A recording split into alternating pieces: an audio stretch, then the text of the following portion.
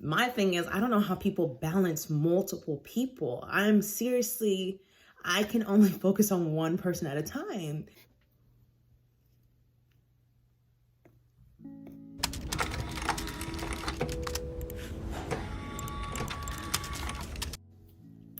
Hello, it's been a while. Hold on, let me do this. Whew. Okay, let's do some updates. It's lunch hour for me. It's a lunch break. So I'm making a video. I'm still not in New York City. I'm going to be back this Saturday. So I'll be fully rested Saturday night, and then Sunday is the day before Valentine's Day. And then I'm back, like, let's go. What has happened?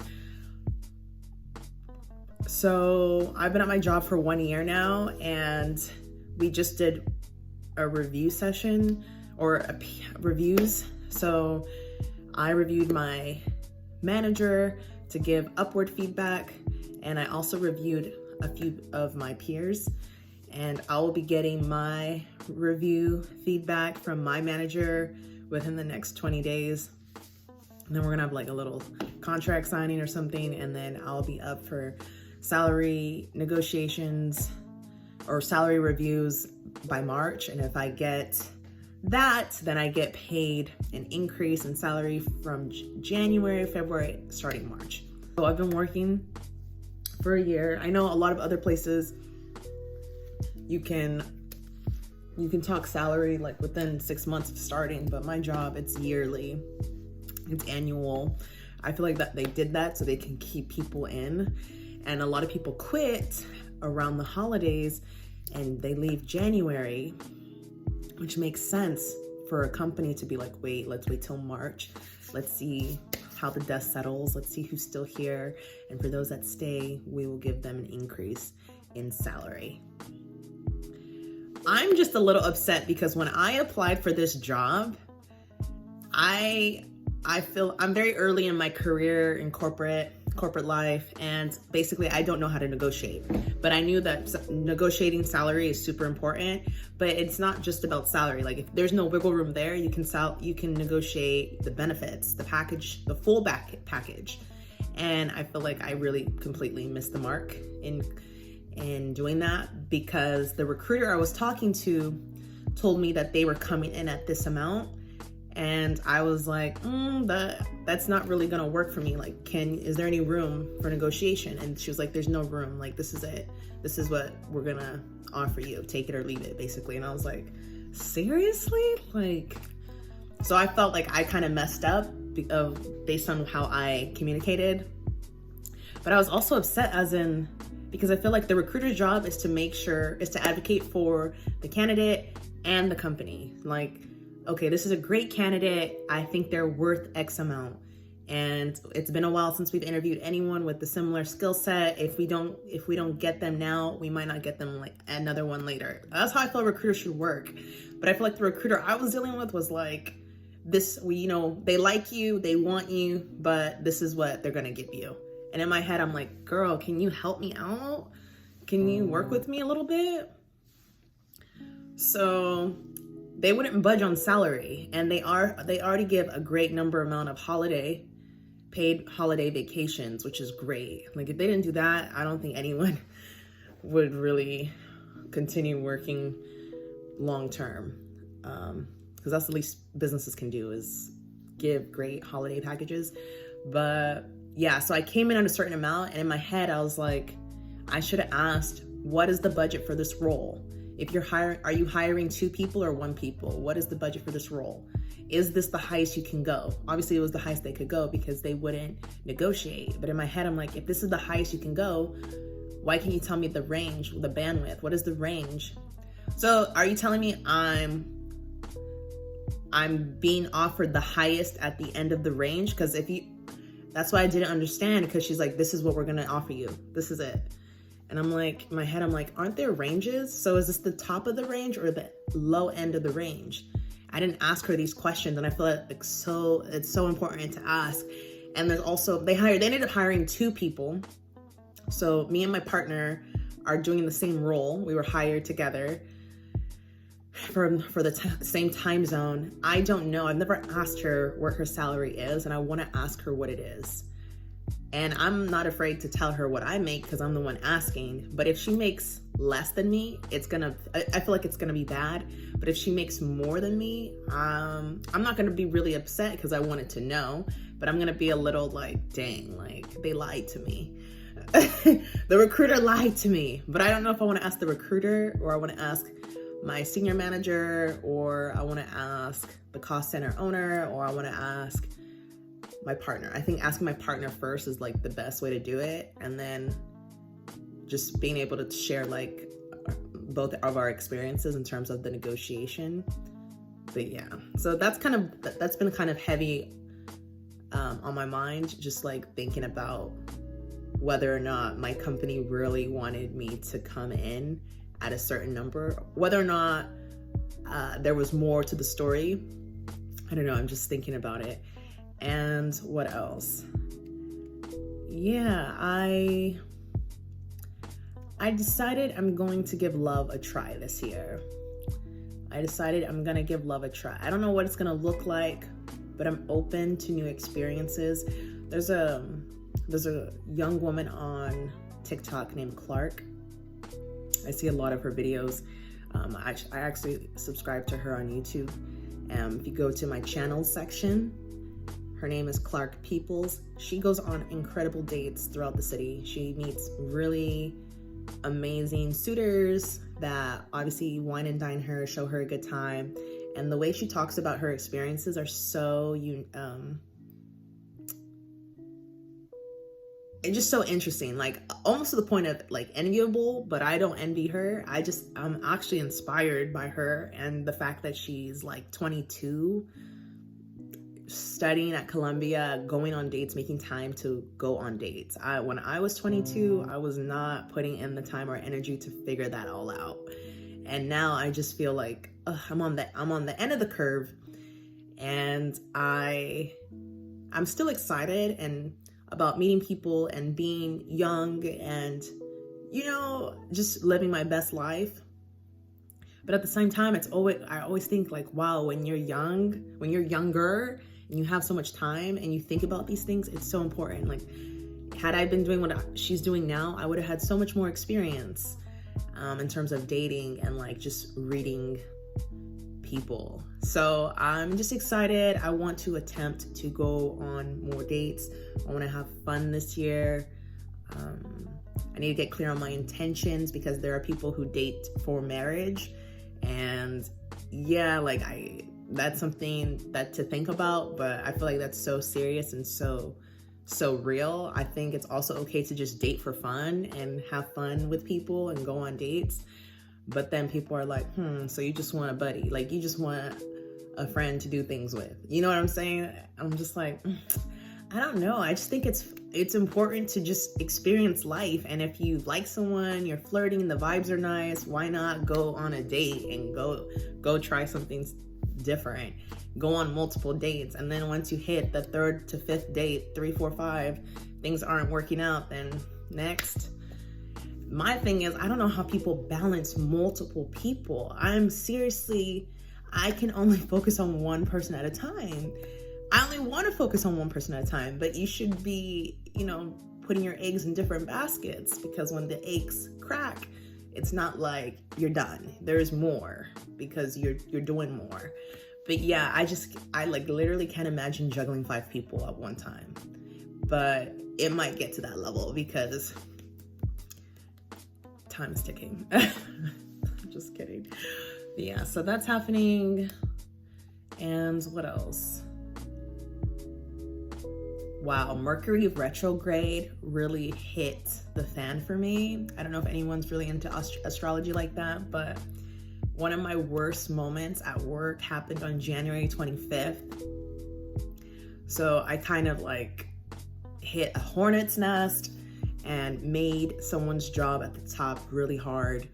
I was just doing my job. I didn't really do anything wrong, but let's just say there was some pushback, and people were like, what's going on? I was like, oh, I did it. I sent what I needed to send, and it just caused this whole thing. It was just a huge misunderstanding, and I felt attacked. I felt attacked for doing my job, but everything was resolved in the end.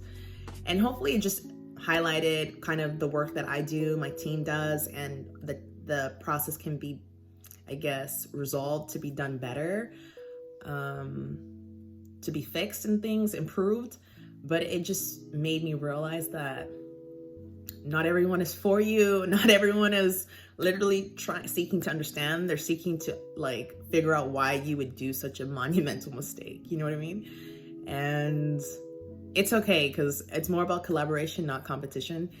And yeah, that was one of the worst days of my work experience at my company. Just what happened, what transpired, but it's all good.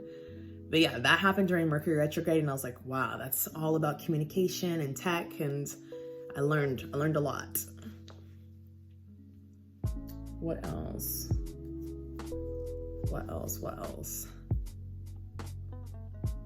Oh, I want to buy a home. I want to be a home buyer. Oh, I want to be a home buyer, someone that can buy a home, and I want to be a home owner, someone that can own a home, someone that is able to own a home. Yeah, I was thinking about it recently, and I was like, what would it take for me to be able to afford a down payment on a $700,000 home that I want? I found on Zillow. It's close to my family, and it's 3 bedroom, 2 bath, or yeah, 2 floors, like beautiful, just beautiful Spanish villa vibes. I don't know, just something about it is like rustic and takes me back in time, and the grounds are beautiful. I found it. I was like, this is something I would want. It's like $700,000 for a 3 bedroom, but then like, let's just say it was me though. Like, it was just me. So I was like, it's far away, but it's close. And whenever I fly in, I can just go to this home, or maybe I can rent it out. You know what I'm saying? And I was like, but $700K, like, whoo, I need to be making Kelly Stamps money. In my head, I need to be making $60K a month, $80K a month. But let's just start with $10K a month from content deals, sponsored brands, and let's work our way up there. But yeah, so I found a home on Zillow that I would love to purchase for myself within the next 5 years. If I take this seriously, it would be really cool to do a whole cash offer, like all cash, because I got it like that. But yeah, I don't know. So I just wanted to say that I found a home. I'm a renter in New York City. I literally have never once really thought about owning property in New York, because it just seems like an impossible dream. But outside of New York City, it seems very, very possible. It's just gonna take a lot of work.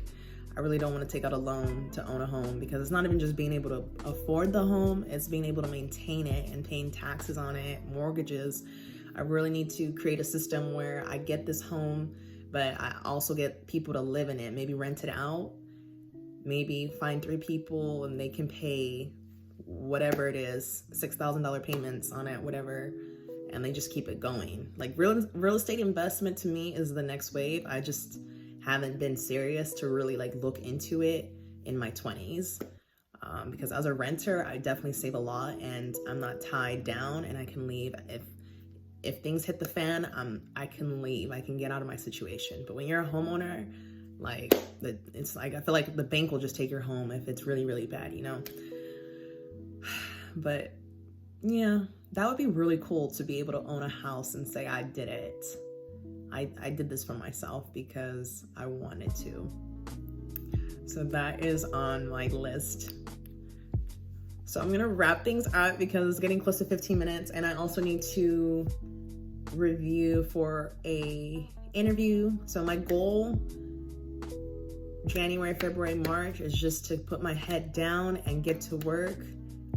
My exit plan is activated. Like I told y'all before, I'm trying to switch jobs, but I don't want to pigeonhole myself and stay within the same department, same area. I'm trying to get out and move on to a different department, but it's proving to be a little difficult.